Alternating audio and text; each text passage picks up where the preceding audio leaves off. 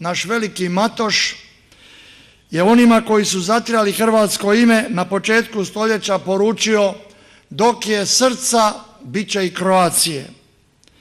A ovaj zabrinuti apostol demografske obnove Hrvata danas na Majčin dan poručuje cijeloj Hrvatskoj: dok je majki koje rađaju 3 i više djece, bit će i Kroacije. Jedan dječji osmijeh više, to je ono što sebi, svome domu i svojoj domovini možeš najviše učiniti. Marko, ja te krstim u ime Oca i Sina i Duha Svetoga.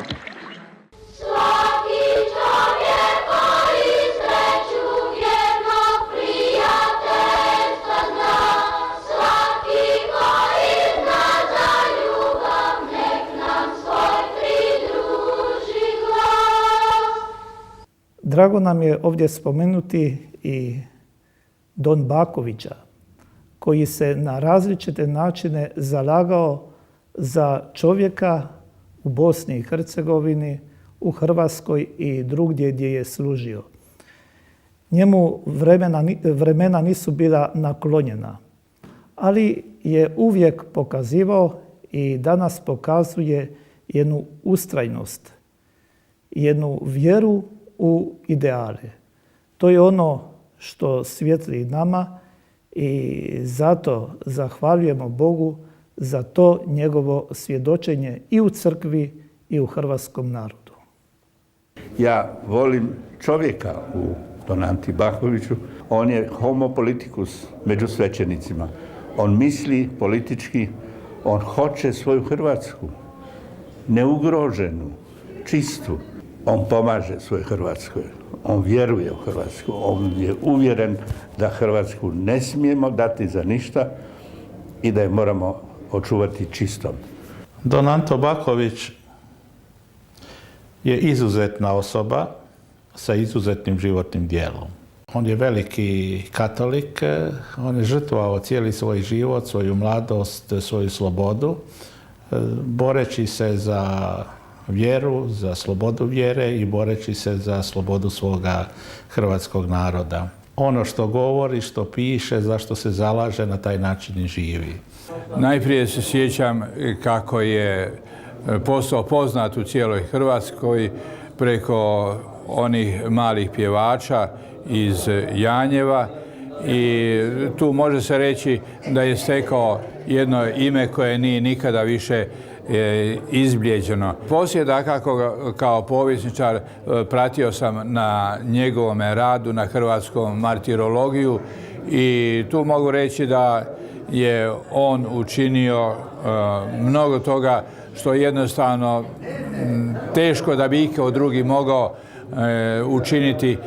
On je jedinstveni svećenik, kolega, u kome je skupljeno integralno katolištvo, hrvatstvo i, da kažem, otvorenost prema svima.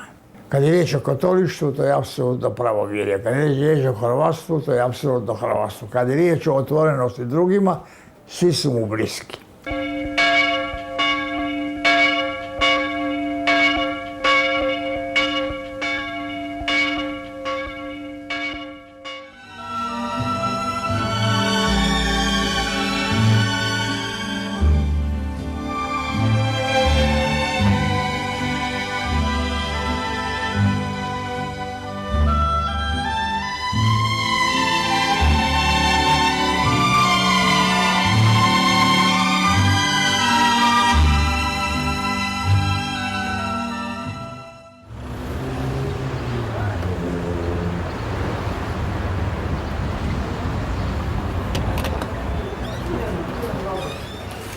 Djevojke, lijep pozdrav. I kako ide posao? Jako dobro. Bravo. Don Anto Baković i danas u poznim 80. godinama gradi svoje monumentalno životno djelo. Nalik nekoj skulpturi kojoj treba dodati tek poneki otisak njegove majstorske ruke. Svako je jutro u redakciji lista Narod u sjedištu Hrvatskoga populacijskog pokreta. neprestance u pokretu, Don Anto s dubokom vjerom, jasnim umom i s uvijek poticajnim nadahnućem promišlja vrijeme u kojem živi i stalno traži novu ljudsku nadu za boljitak čovjeka i svoje hrvatske domovine. Ne samo u njezinoj svakodnevici, nego i za daleku budućnost. Svemu ga nadahnjuje golemo životno iskustvo. I sam žrtva izrastao je na pozadini dramatičnog 20. stoljeća, s reljefom izbrazdanim golemim tragedijama, borbama i sukobima, sa sudbonosnim političkim preokretima. U naše doba, kad se aktualne boljke žele zacijeliti općim zaboravom, i sama povijest kao da potiče Don Antu da za pouku mnogima prolista već ispisane i neke još nedopunjene stranice svog životopisa.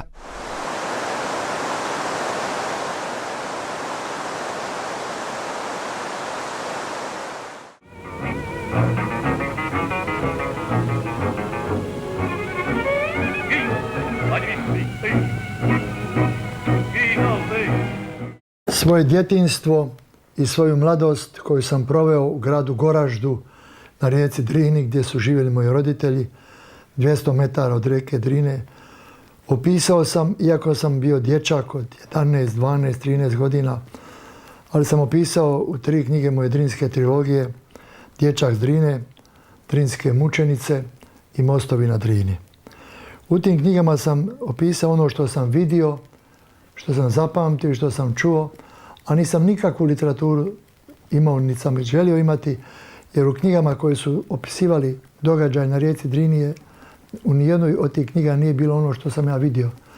Tako da je moj opis partizana, moj opis četnika, Talijana, Njemaca, Ustaša, domobrana, nešto sasvim drugo nego ono što se nalazi u službenoj literaturi. Ovo je naša obiteljska kuća u Goraždu, dakle poveća ono vrijeme, vrlo lijepa, moderna, velika kuća. Ivan Miletić je moj župnik u Goraždu, koji je te teške i tmurne 1941. godine bio jedno kratko vrijeme župnik.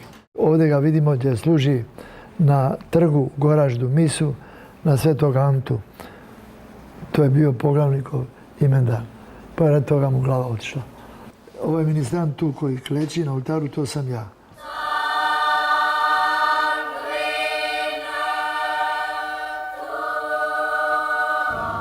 In Bosnien, deutschen Truppen.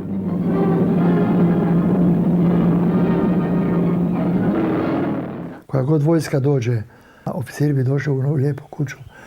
Tako da smo 12 soba, redovito 10 soba, oficiri su zauzeli, mi bi bili se stisnuli u 2 sobe. To nas je spasilo, što ću objasniti činjenicom da su nakon Travanjskog rata i uspostavljena vlast Nezavisne države Hrvatske u Goraždu bila jedna satnija domobrana i ništa se nije posebno događalo. To su bili neki Zagorci koji se zabavljali sa pravoslavnim djevojkama jednako kao i sa našim katoličkim. U jesen 1941. su došli četnici, ali prije njih su bili Italijani koji su došli umjesto domobrana, bili sasvim kratko i preko noći neočekivano i iznenada predali vlast četnicima.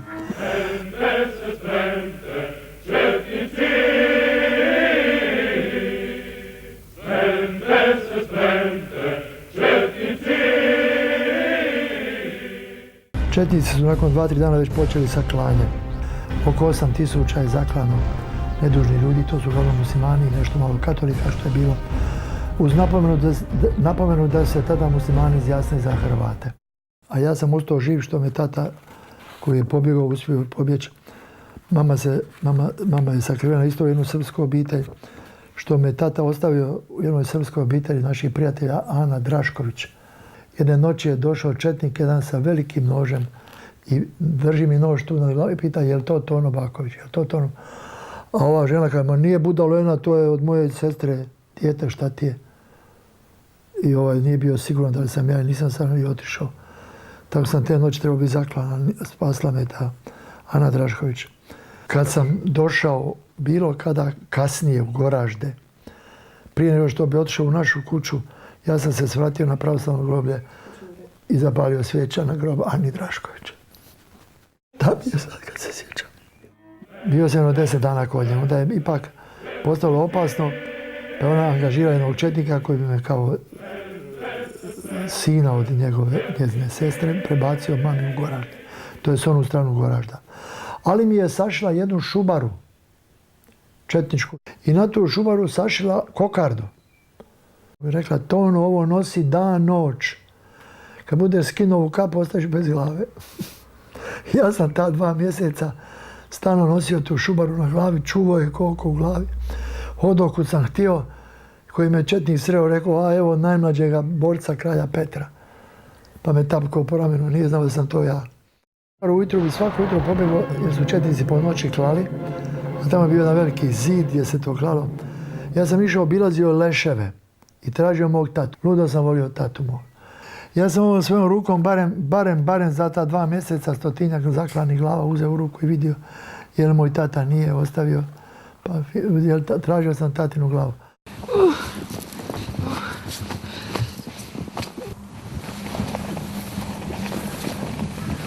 Donanti se posebno usjekla u pamćenje strašna prosinačka noć 1941. kad su četnici pokušali silovati 4 zatočene časne sestre. One su, da bi spasile svoju čast i dostojanstvo žene, iskočile kroz prozor drugoga kata vojarne. Na tlu su ih izbezumljeni zločinci do smrti preklali noževima.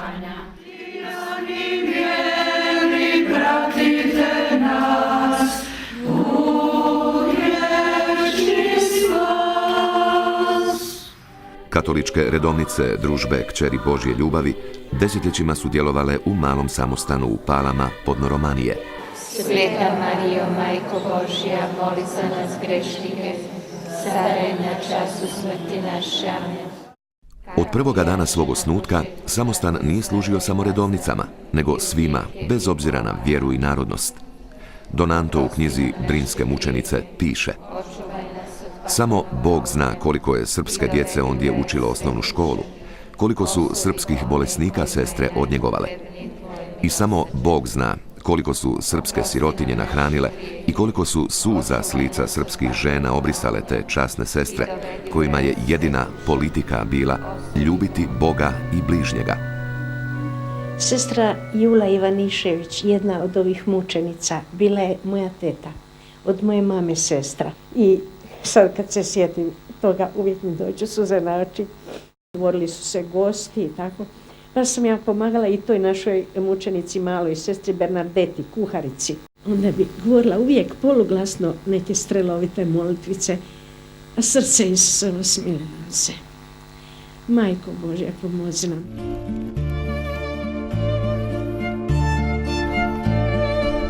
Središte humanosti i dobrote četnici su pretvorili u buktinju. 5 sestara potjerano je na 5-dnevni križni put, dug 65 km, po ledenoj studeni od Pala preko Romanije do Goražda i rijeke Drine. Iznemoglu najstariju časnu sestru, Berhmanu, 76 godina joj je bilo, četnici su ostavili da umre u snijegom zavijenoj pustoši.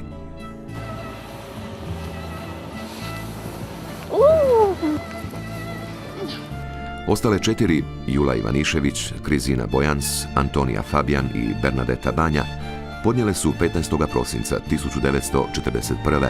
okrutno mučeništvo u rodnom Antinom Goraždu. Mučni prizori neizbrisivi su u njegovu pamćenju.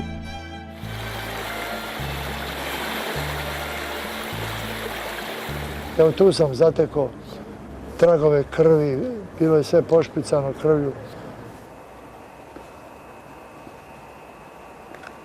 One su tu trebale biti, ovdje.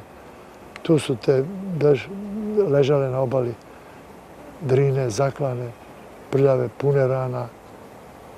I nisu bile zaklane kao što su drugi bili, da su im grkljam prljavljene, nego su po cijelom tijelu izbodena. Tako da je svaka dobila po 10-ak boda noža. Pošto moja majka je uzalud išla četničkom komandantu Todoroviću i moli da se pokopaju sestre, da je mene poslala po grobara Blaška. I grobar Baško je došao sa jednom velikom motkom jer je već led, bila je poledica, pa je već led zahvatio. I on je jednu po jednu niz Drinu, a ja sam otprilike, tu je bio neki kao zid mali, pa za svaku, jedino što sam znao, imao sam 11 godina, jeste pokoj vječni dario je Gospodine, svjetlo svječna svjetlo je. i znao sam izmoliti očenaš. Dok mi ja izmolio očenaš, on je prvu, drugu, treću i četvrtu. I tako su sve 4 otišle, a da je sunce divno bacalo svoje zrake niz Drinu, jer su čas bile ispod vode, pa dođe opet na površinu, pa se to bijelilo.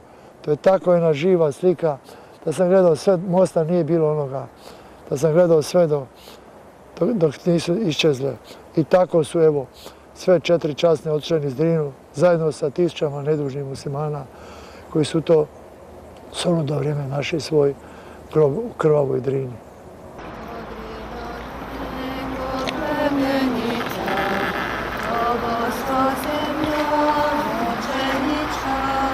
Donantina knjiga o drinskim mučenicama, u više izdanja tiskana na hrvatskom i stranim jezicima, izazvala je veliku pozornost, ne samo vjerničke javnosti. Njihova žrtva bila je otkriće nečega nepoznatog, a toliko uzvišenog, da ih danas vodi na put kanonizacije prema oltaru.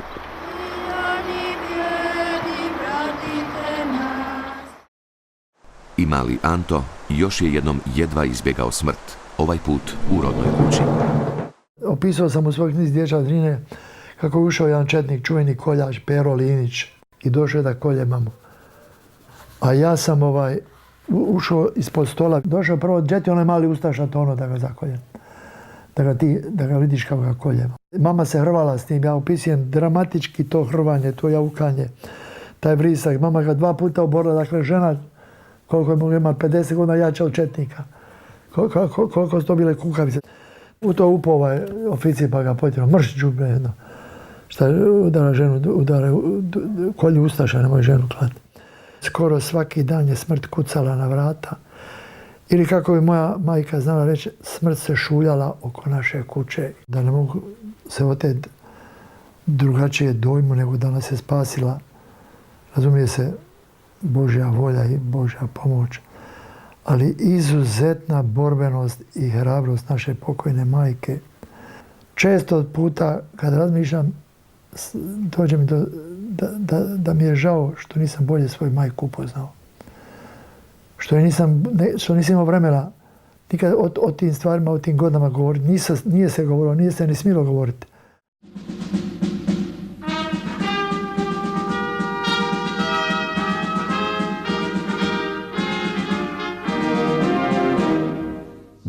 Poslije četnika, koji su duž Drine najokrutnije poklali 8000 ljudi, najviše muslimana, u Goražde su potkraj siječnja 1942. ušli partizani prve proleterske brigade.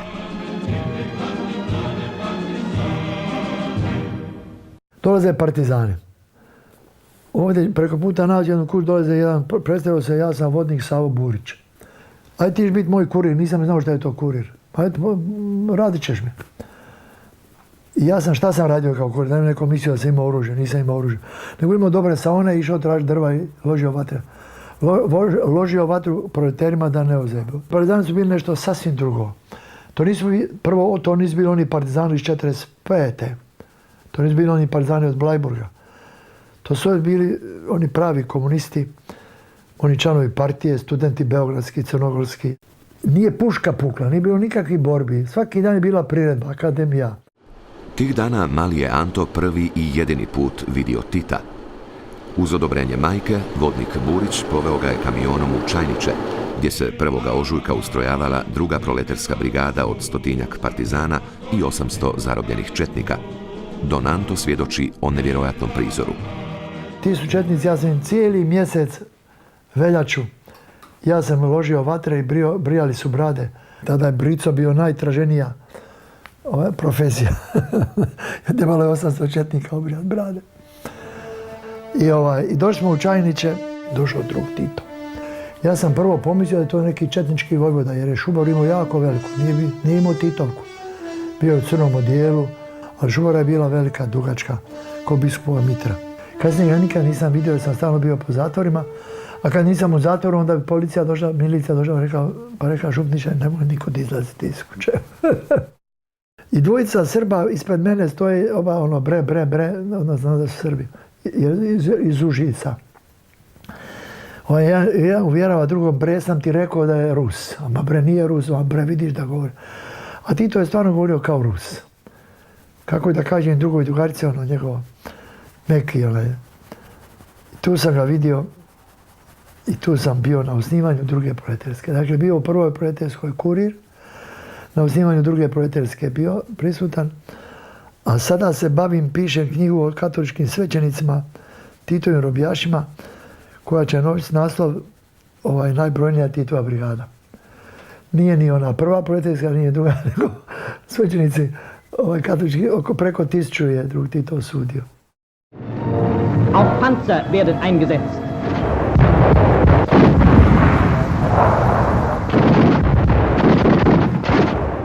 U Goraždu su se mijenjale razne vojske. Kad bi partizani doznali da dolaze Njemci, to bi vrlo ozbiljno shvatili. Povlačili bi se, ali ne tako žurno. Kad bi netko rekao stižu Talijani, zavladalo bi veselje. Talijani su se odmah predavali.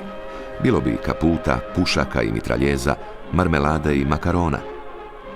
Ali kad se saznalo da napreduje Crna legija pod vodstvom Jure Francetića, navrat nanos bi se pakirali i bježali.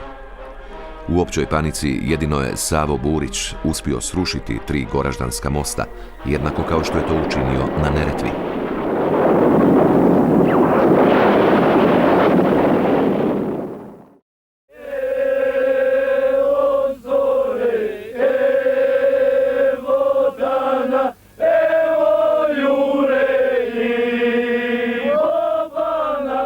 Došao Jure Francetić, ko danas se sjećam, došli su paradnim korakom, ušli u Goražde, ko prava vojska. I sad ono malo preostali Hrvata, muslimana ili katolika, što su ostali, mi smo mislili sad ćemo mi klat Srbe. I ljudi pitaju Juru Francetića kad ćemo klat Srbe. Jedna žena pita, gospodine pukovniče, ovaj meni zaklao Srbin 2 sina, onaj mi zaklao muža. Jure Francetić, ja znam da je ovo teško reći, ja znam da to neko neće shvatiti. Kaže, po naređenju poglavnika niko ne smije ubiti Srbina. Prijavite ga, doće redarstvo. Ja bih molio bilo koga da mi pokaže bilo koji partizanski pa i četnički dokument da je Jure Francetić i Crna legija ubili jednog jedinog Srbina ili srpsku majku ili srpsku ženu ili srpsko dijete. Ne. Jest u borbi, da, a to su borbi bili ko Sokolovi sivi. Ljudi su vjerovali da Jure Francetić, da ga ne može meta pogoditi, da on nema tijelo, da ima duh. Taj Francetić, zvali ga srpska majka. Pa to danas kad kažem, to je paradoks. A zašto srpska majka? Prvo, nije dao Srbe ubijati. A drugo, pogotovo djecu, ženama, može sačuvati. Dakle, kuće su palili, a ljude ubijali, četnici. A Jure Francetić to nije dao.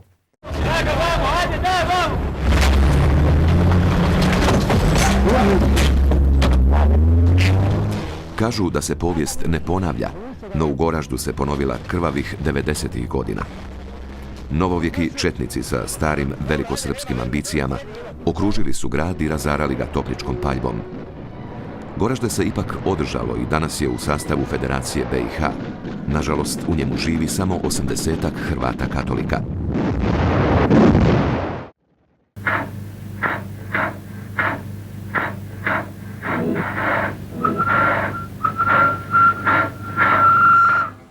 Nakon našeg boravka u Goraždu, to je bila negdje 42. godina, 43.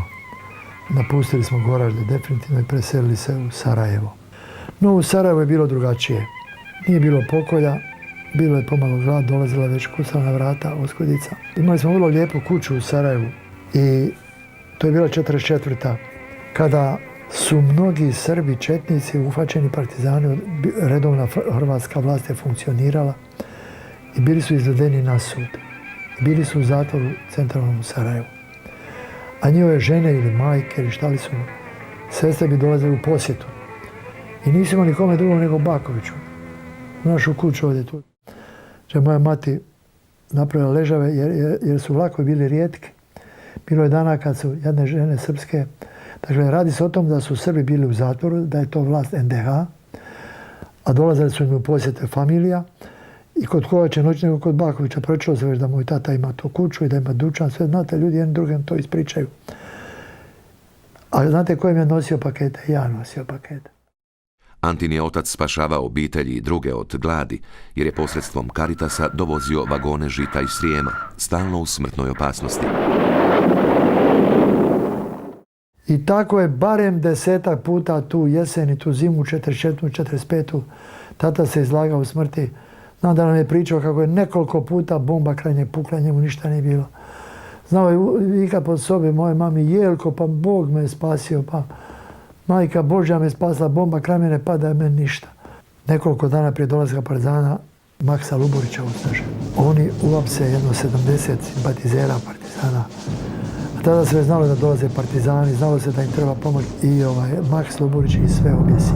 Sjećam se kako je moja majka, kad je čula da to govorila, a ludi Luburiću, kudi sada hapsiš, a gdje si bio 41. Za nekoliko dana dolaze partizani, pa će oni to mnogostruko vratiti. I tako je bilo. Partizani su se cijelo ljeto osvećivali, koji god došli, samo da namire ti 70 obješeni. Ja sam ih gledao obješene.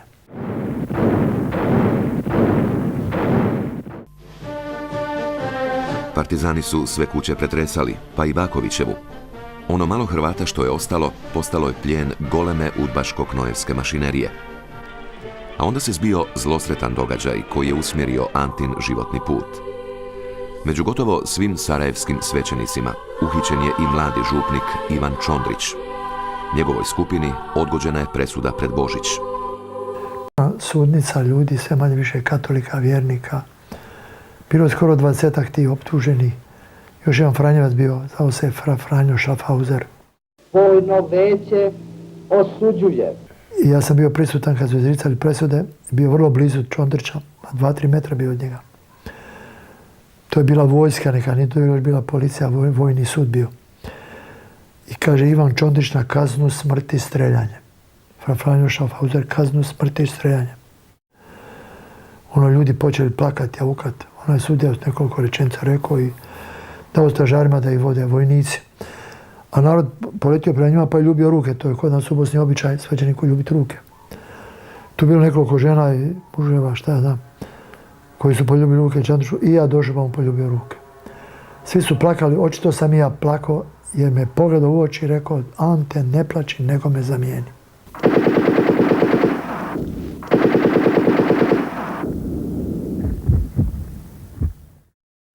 Ja nisam svećeničko zvanje dobio ni u crkvi Bogu se moleći, niti ministrirajući, niti na proces, nego na suđenju mom župniku koji je osuđen na smrt i koji, kad su ga vodili na streljanje, meni je rekao te riječi, ne plaći, nego me zamijeni. Tako se je Don Anto našao u Đakovu, gdje je završio 2 godine bogoslovije. I to baš u najgore vrijeme, kad su se Tito i partija počeli osvećivati svećenicima, jer je Papa Pio XII imenovao robijaša, nadbiskupa Alojzija Stepinca, za kardinala. Odmazda je stigla sve bogoslove, i one u Đakovu, njih 50-ak, koji su bez odgode hitno pozvani u vojsku. Po narodnoj tradiciji, odlazak u vojsku je pravi praznik, ispunjen pesmom i igrom. Mladi regruti su pripremili drvene kofere i poneli ruke... Mladi vojnik Anto Baković tada je iskazao svoju ljudsku i moralnu čvrstinu. Javno se suprotstavljao udbaškim podmetanjima da je Stepinac ratni zločinac. Ja znam da je svetac, govorio je. Spašavao je i Srbe, i komuniste, i Židove, kojega god je mogao.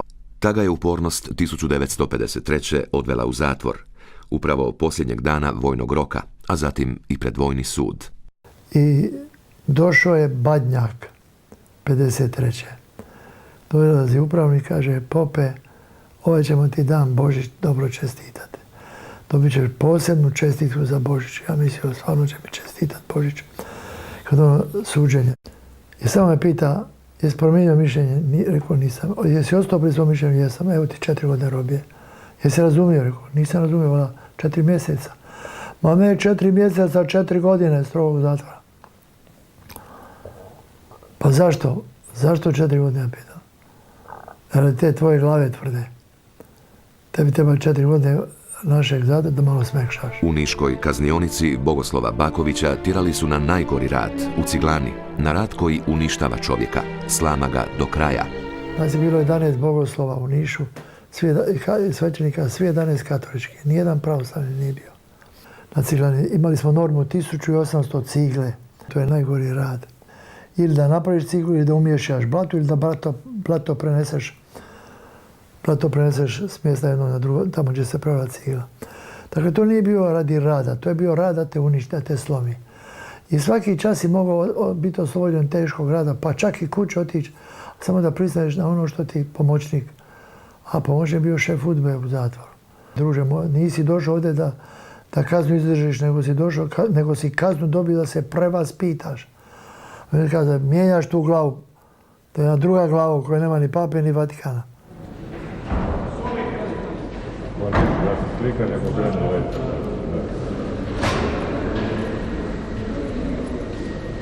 Ovo je slika akademskog slikara Ivana Tomaševića, a prikazuje jedan dio moje robije iz Niša. Ovdje vidite jednu ćeliju u podrumu u kojoj 4 robijaša koji su se prevaspitali. Tuku 5. koji sad treba da se prevaspita. Ovaj 5. sam ja. Dakle, svezali su me i tukli me 2 dana i 2 noći i tražili nešto što ja nisam mogao pristati. Na koncu, kad sam u jednom trenutku vidio, jedan od njih mi je rekao, pristani jer ćemo te večeras ubiti. Imamo dozvolu da te ubijemo. Onda sam kapitulirao, da tako kažem. Ali to je trajalo jedan dan.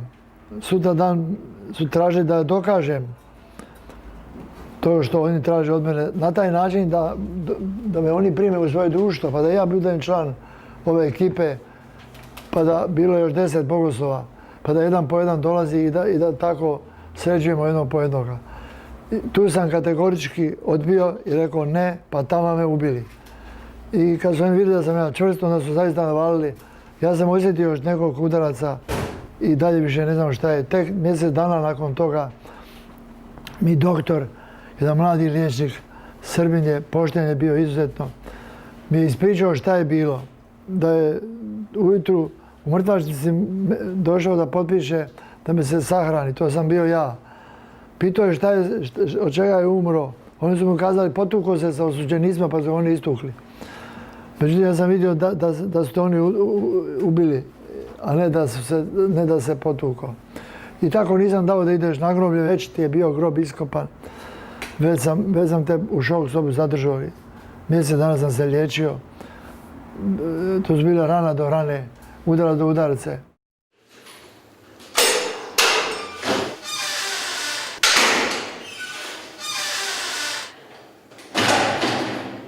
U Nišu bi Donanto zasigurno zaglavio da nije prebačen u Zenicu, gdje je odrobijao posljednje 2 godine. Odmah su ga dali na težak posao tucanja kamena. Ovo je šetnik, ovo tu je šetnik. Evo tu sam tucao kamen.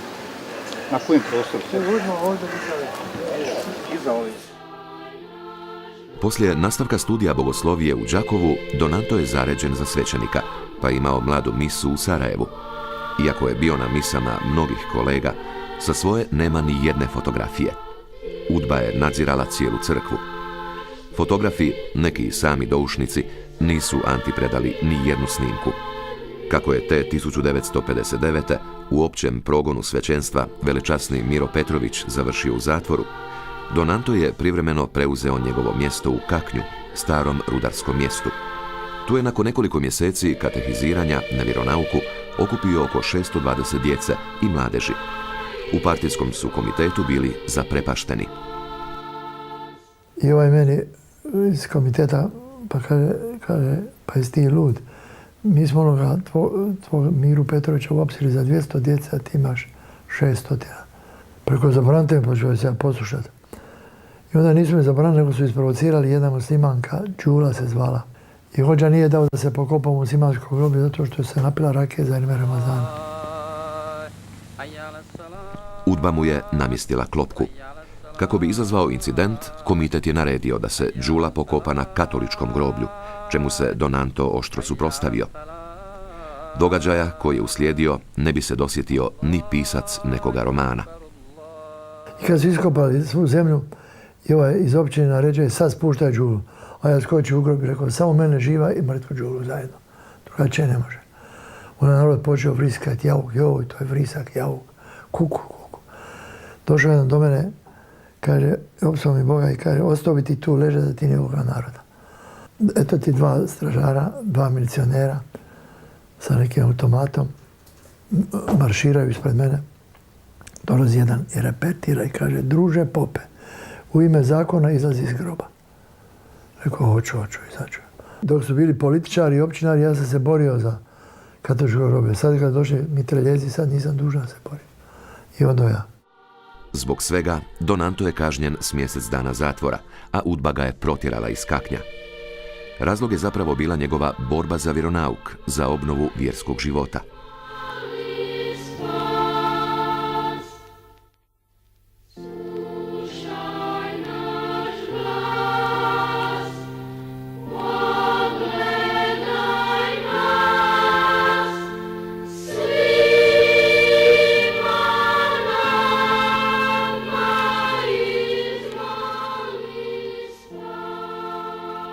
Dolazi šef UDBE Bosne i Hercegovine, zadužen za kler, bio dakle poseban odjel. Zvao se Fehim Halilović. Jedan vrlo inteligentan udbaš, jako inteligentan. A mi smo ga svećenici zvali, imali smo šifru pa ga zvali Abbas Nolius. To je neki latinski stari, znači biskup koji nema biskupije. Dok su ovdje u Hrvatskoj imali samo jednog biskupa, mi smo u Bosni imali dvojicu. Imali ovoga od pape i ovoga od UDBE. I taj Abbas Nolius kaže mom nadbiskupa Laupoviću, morat ćemo vam Bakovića ponovo apsiti. Onda nadbiskup me branio jedan, pa nemojte ga, već je bio 4 godine u zatvoru, vidite da ima slabe pluće, ima kavernu, morat ćemo ga. Onda nadbiskup kaže, eto, nemojte ga u zatvor, ja ću ga dati u župu koja je gore nego zatvora.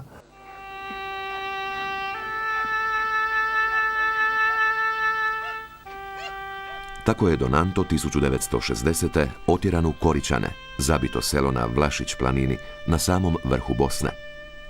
UDBA se zadovoljila, jer u Koričanima, po njezinu sudu, već ozloglašeni Baković nije imao nikakvo polje rada, ali se prevarila. Don Anto je i tu, na dalekom Vlašiću, razvio vjersku djelatnost među mladima, brinuo se za njihovo školovanje. I zaradim 6 godina robije. Zašto? U Koričanima je Baković proveo 2 godine i 3 mjeseca i za to vrijeme položio sve razlike ispita i diplomirao, a odslušao je i obavezne seminare te napisao 2 radnje za 7. doktorantsku godinu. U travnju 1963. godine trebao je polagati licencijat, ali je mjesec dana prije toga lišen slobode i na okružnom sudu u Travniku osuđen na 6 godina strogog zatvora. Partija je imala svoju priču, a Baković je tvrdio da mu sude zbog karitativnog rada s djecom. Zato što je obuvao bosu djecu, zato što je liječio bolesnu djecu, zato što je 23 darovita dječaka poslao na daljnje školovanje u Travnik i na više mjesta u Hrvatskoj. Najbliža 8-godišnja škola bila je u srpskom selu Vitovlju, nekoliko sati hoda pješice, a prijevoza nije bilo, pa tako ni jedan hrvatski dječak iz Koričana ne bi mogao završiti 8-godišnju školu.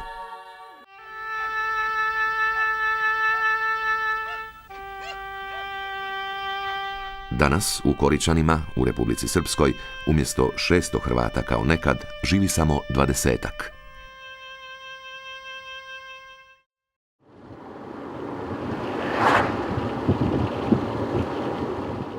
Ovih dana Don Anto Baković posjetio je zatvor u Zenici, gdje ga je 1962. čekala nova, najduža robija. Dok promiču lijepi bosanski krajolici, na njegovu licu nema mržnje. Tek se osjeća prigušena sjeta na teške godine izgubljene mladosti. Najljepše doba proveo je po Titovim zatvorima. Promijenio ih je više nego svojih župa. 4 je puta osuđen na ukupno 10 godina i 3 mjeseca zatvora, pa je među svećenicima svoje generacije najbrutalnije osjetio tešku komunističku ruku.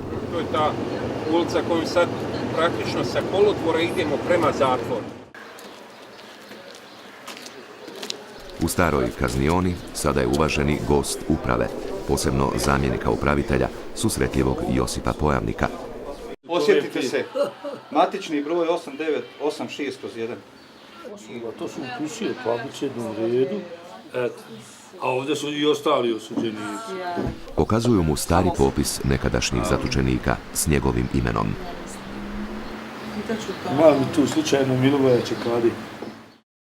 4. ili 5. Tu ste bili. Da. Ovo je jedinca.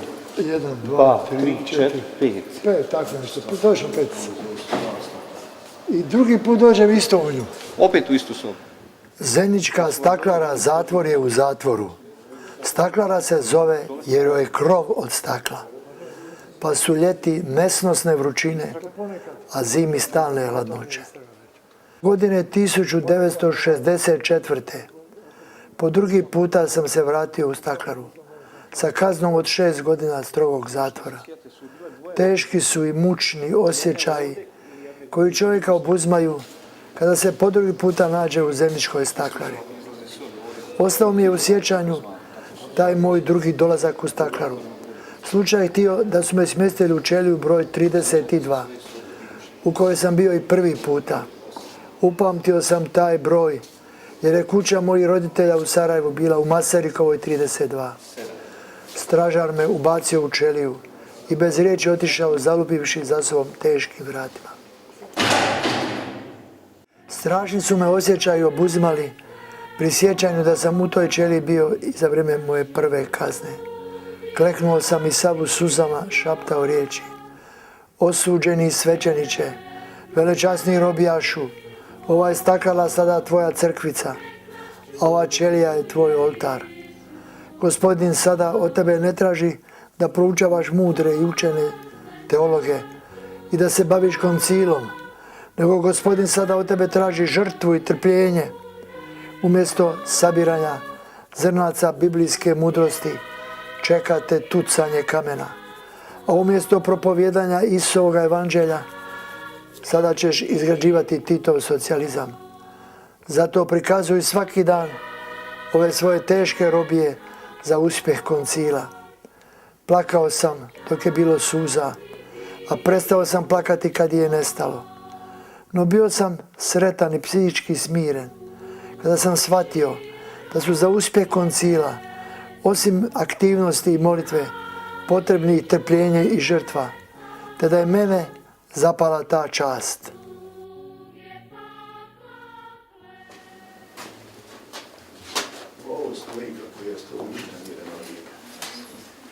Sjećate se krstača i Isusovače krstača. Znate šta je? Još uvijek imaju, nisu ukinute. Stoje tu. Još je kao muzejska vrijednost. Na robiji je Don Anto, najprije u Zenici, a poslije u Foči, radio najteže fizičke poslove. Na ciglani, u ljevaonici i kamenolomu, a najviše na građevinama. S osmihom kaže da je zaradio i diplomu kvalificiranog majstora zidara. Najteže mu je palo to što zbog umora tijekom robijaških godina nije mogao pročitati ni jednu jedinu knjigu.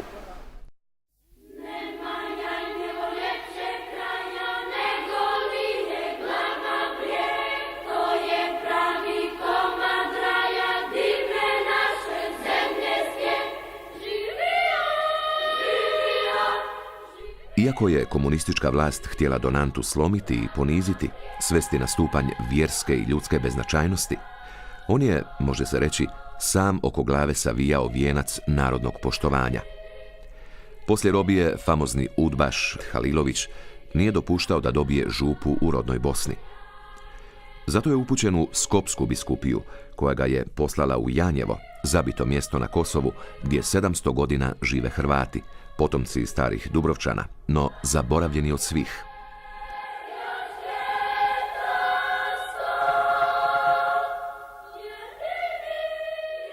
Tako sam ja protjeran u stvari nakon 6 godina robije, protjeran iz Bosne, samo da ne kvarim mladi kler u Bosni sa svojim nekim idejama, to zvali lude ideje Ante Bakovića. Janjevčani su ga odmah prigrlili. Uostalom bio je prvi župnik Hrvat u njihovu kraju poslije 100-tinjak godina. Don Anto je uskoro uspostavio veze s Dubrovnikom, pri čemu mu je svestrano pomagala cijenjena povjesničarka Dubravka Beritić.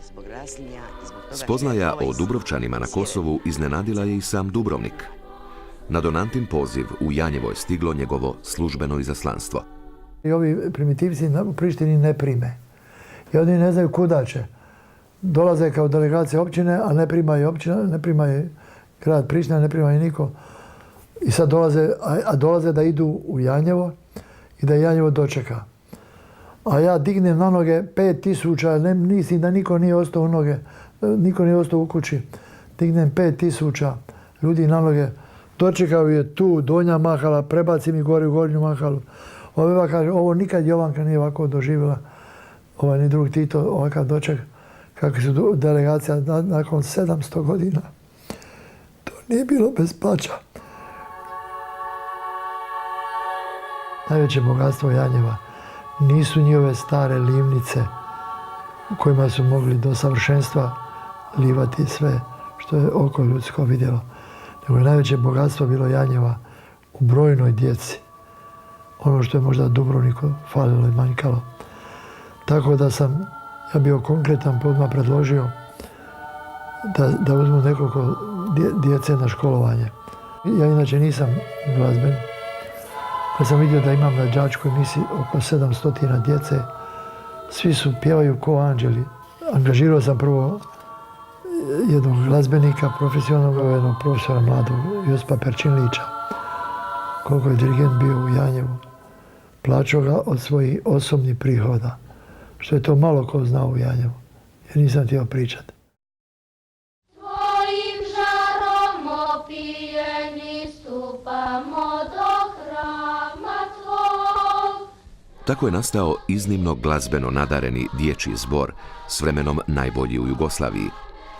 Kad je pjevao na državnim priredbama, nosio je ime Vatroslav Lisinski. U crkvi je nastupao pod nazivom Bijeli anđeli, odjeven u lijepe bijele odore. Nastup Bijelih anđela na skopskoj televiziji bio je prava senzacija u komunističkoj Jugoslaviji. Čuveni i omiljeni zagrebački biskup, pokojni Mio Škvorc, duhovito je komentirao nastup Bijelih anđela pred jugoslavenskom televizijom ovim riječima. Mi biskupi kucamo na vrata jugoslavenske televizije i ne možemo ući, a Don Anto Baković sa svojim je Bijelim anđelima ušao kroz prozor. Don Anto je mladog Perčinlića uvijek stavljao pred velike izazove.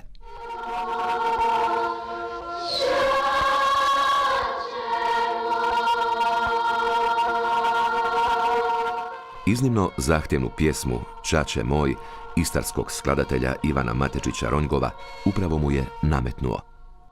Prvo Perčinlić protestirao protiv mene. Zvao me ludi pop, molim te, to niko ne pjeva u Zagrebu, a hoće on da pjeva u selu Janjevu. Ne pitam te ništa, vjeruje, pa ćemo vidjeti, ako ne ide, ne ide, ako ide, ide. Nakon 15 dana pita, Joža, šuti, recimo će biti, znam da hoće biti. Ja sam jedan od tih bijelih anđela koje je stvorio Don Ante Baković i dirigent Josip Perčinlić. Dolaskom Don Bakovića u Janjevu ostvarili se naši dječački snovi. To je nešto što se ne može opisati, ne može se riječju reći. Bijeli su anđeli na Dubrovačkim ljetnim igrama izazvali pravu senzaciju. Glasoviti je dječji zbor nastupao posvuda u Jugoslaviji, na domaćim televizijama i u mnogim europskim gradovima pred razdraganom publikom. Ipak, Don Antu i janjevačke mališane najviše je dojmio susret s papom Pavlom VI.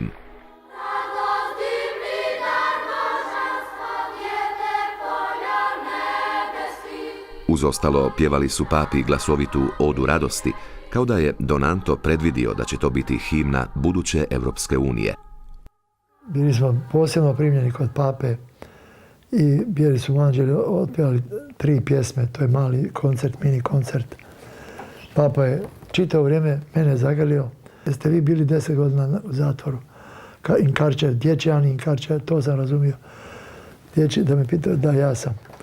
Pa onda me zagrlio i čitavo vrijeme, tako da sam ja mislio da je papu i pozlo.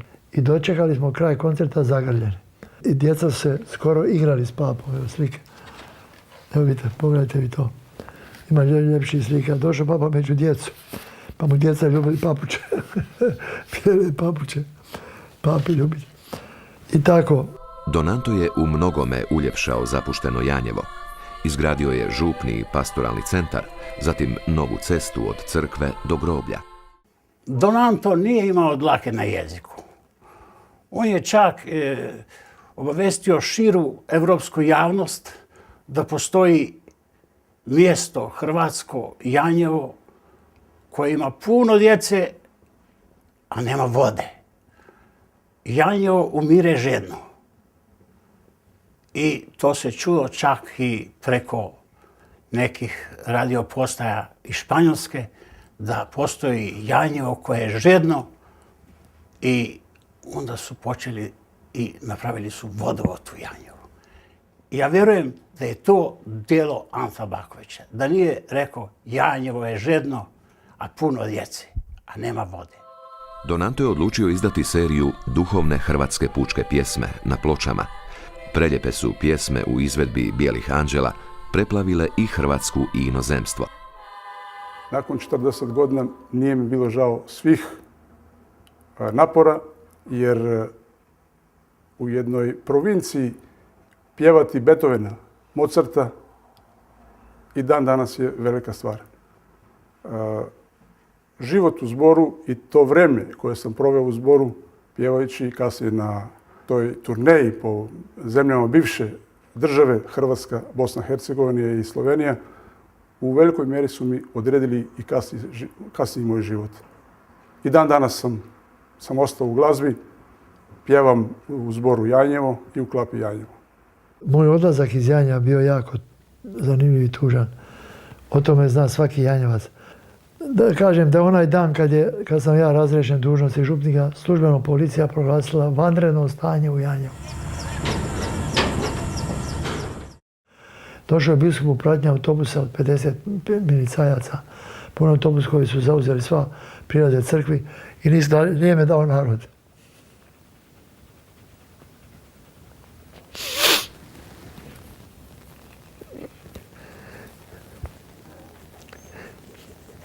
I to je dugo trajalo.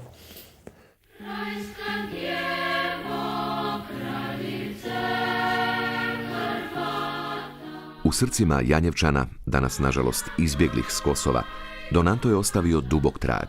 Učvrstio im je samopouzdanje, priklonio ih još više hrvatskoj pripadnosti. Za hodočašća u Rim i papa Ivan Pavao II obraćao se nadaleko poznatim Janjevčanima toplim riječima i to na hrvatskom jeziku. Dobrodošli, dragi Janjevčani.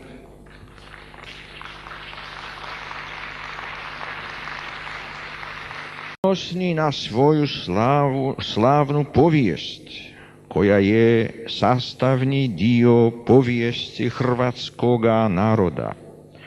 Uvijek kao iskreni katolici budite svjedoči i promičatelji Kristova mira i ljubavi. Nedavno je Don Anto posjetio Maglaj, svoju posljednju župu, u koju je stigao 1975. godine.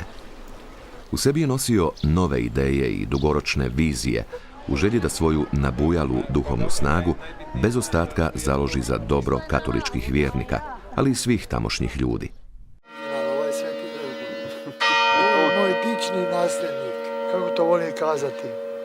Kad su dobri temelji, lako je nastaviti.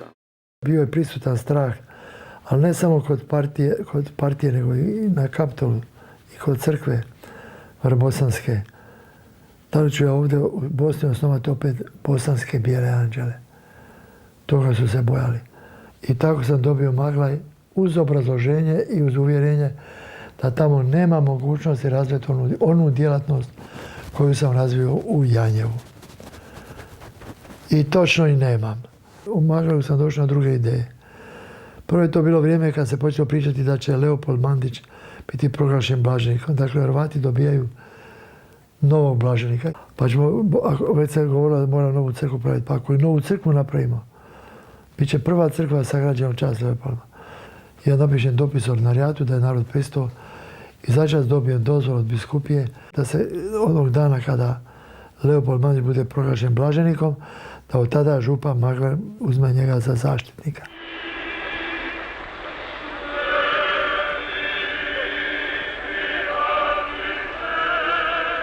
Matura de liberazione preabita et divinis opes se pius implorata, beatum auto. I tako smo eto mi u Maglavi počeli štovati Leopolda Mandića i tako se razvilo svetište.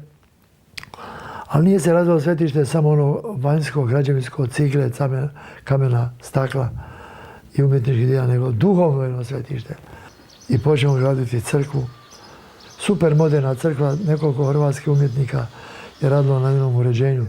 Sve novo, moćnik prekrasan, veliki oltar, klupe, orgulje. To je unikat, bolje rečeno, jeste da je Magla prva crkva u ondašnjoj Jugoslaviji koja je uvela podno grijanje. I šta da govorim, djela govore sama, 2000 ruža zasađeno, oko 3000 drugog cvijeća.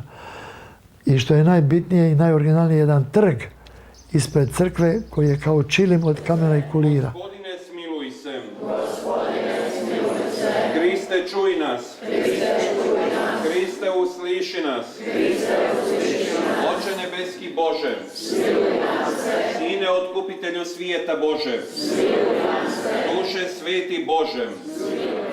Dok Don Anto s današnjim župnikom, velečasnim Jakovom Filipovićem, služi svetu misu, vrijedi spomenuti još jednu njegovu ideju, onu o Bosanskoj Gospi. Sveti Leopolde, ljubitelju Euharistije. Bilo je to nakon 80. Tito umro, počeo se pričati da će izbiti građanski rat. Ja jedan šetajući, moleći krunicu u Leopoldnom parku, zamislio sam jedna svjećica kad se upali, ipak je neko svjetlo. Tako sam ja zamislio šta ja mogu, Magla ništa, ali mogu bar jednu svjećicu upaliti. A ta se svjeća zove Bosanska Gospa.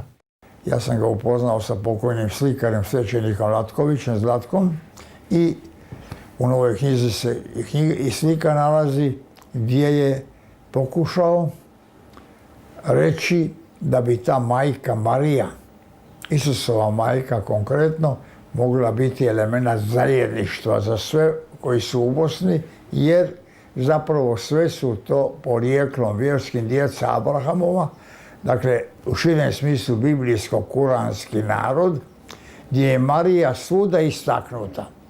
Kod katolika je ona Gospa, Bogorodica, kod Srba pravoslavnih isto tako Bogorodica i Vladičica, kod muslimana vrlo cijenjena majka i sina Mirjam, ali uvijek je to osoba koju svi shvaćaju prije svega kao majku. I to je ono što bi te tri vjere i zapravo sve ljude dobre volje trebalo skupiti u lik majke. I nije čudo što takav Baković, koji tako doživljava majku, onda postaje i jedan od najvećih naših promicatelja plodnosti. Šta god počne, sve luda je Ante Bakovića. I tako sam ja malo popustio, nisam bio uporan. Pa sam tu Gospu nazvao Gospa od pobjede. Ali slika je napravljena prije rata. Lijepo se vidi točno kako Gospa svojim plaštem štiti Srbina i muslimana i Hrvata. U Maglaju je Don Anto uveo Leopoldove srijede, kao dan molitve i ispovjedi. Tiskao je i mali molitvenik za džep, kako bi ga vjernici imali pri ruci svaki dan. Kad je ono silno mnoštvo koje je došlo na blagdan dočulo da Isus dolazi u Jeruzalem, uzeše palmine grane i pohitaše mu u susret. U vjernička je srca usadio i biblijske poruke, tada na originalan i najmoderniji način. Pripremio je izabrane tekstove Biblije u 7 kaseta koje su govorili poznati dramski umjetnici Vanja Drah, Ton Kolonza, Sven Lasta i Zlatko Crnković. Deseci tisuća kaseta otišlo je u vjerničke ruke, posebno u iseljenoj Hrvatskoj, gdje su ih roditelji rado naručivali, ne samo iz vjerskih razloga, nego i zbog djece da uče lijepi hrvatski jezik. I danas su ti biblijski izvaci vrlo traženi, sada na CD tehnici. Doći će dani na tebe, kad će te opkoliti tvoji neprijatelji opkopom, okružit će te i pritisnuti sa svih strana. A onda je komunistička vlast ponovno udarila. Kad je bila kanonizacija Leopolda Mandića, onda sam ja došao na ideju da umjesto autobusa da naručim jedan vlak hodočasnički, specijalni vlak. I Sve je bilo u redu, vlak je krenuo iz Ploča, pa je pokupio hodočasnike u Mostaru. Tamo je sjeo u taj hodočasnički vlak biskup Pavao Žanić. Onda je došao u Sarajevo, pa u Zenicu, Magla, razumije se, Doboj i u Zagrebu. Meni je oduzeta putnica. I sad, onaj prizor nikad ne mogu zaboraviti, vlak. Išao sam moliti, intervenirati, međutim, bili su neumoljivi. Vlak može ići, hodočasnici mogu ići, ali ti, Anto Bakoviću, ne možeš ići. I ja sam, šta ću, sišao s vlaka, vlak je krenuo, mašem ja, putnice, oni meni plaću, oni plaćem ja. I ode vlak za Rim, a ja ostade u Zagrebu.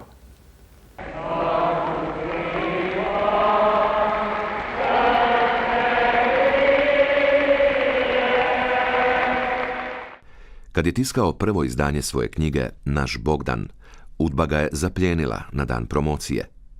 Samo zato jer je na slici s mnoštvom ljudi otkrila jedva zamjetnu crveno-bijelo-plavu zastavu bez petokrake. Naposljetku je cijela naklada ipak vraćena autoru.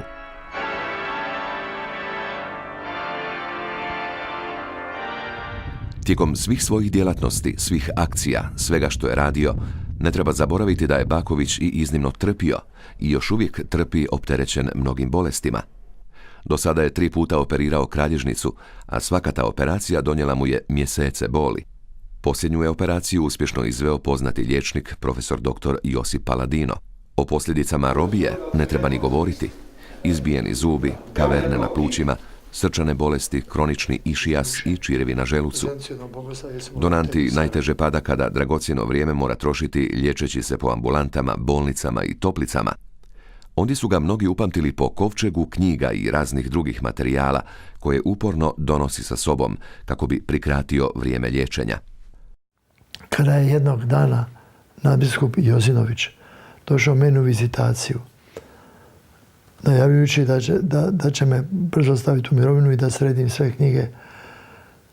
I on je došao oko 8 sati i bio je otprilike do 9:30, kad u to vrijeme autobusi, policija, milicija upada unutra i upadaju i kažu mi smo služba državne bezbednosti i imamo nalog za pretres župskog stana.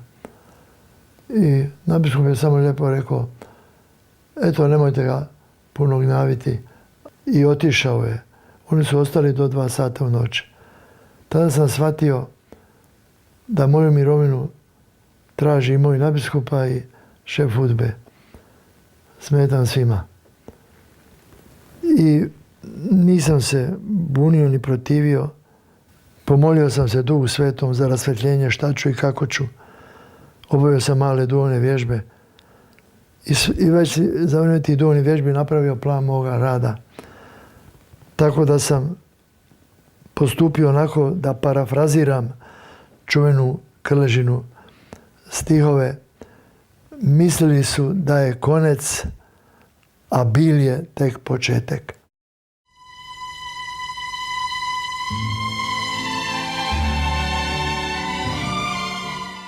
Gledali ste prvi dio filma Don Anto Baković, od mlade do zlatne mise. U drugom dijelu, taj patnik za katoličku vjeru i hrvatski domoljub svjedoči o novim stranicama svoga burnog životopisa.